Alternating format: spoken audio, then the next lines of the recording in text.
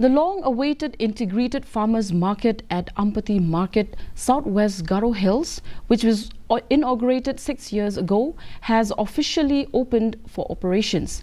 The market was officially opened yesterday by Albinush Marak, CEM Garo Hills Autonomous District Council, GHADC. Addressing the gathering, CEM Albinush Marak expressed his delight at the market's opening, acknowledging the delays and challenges faced in completing the project.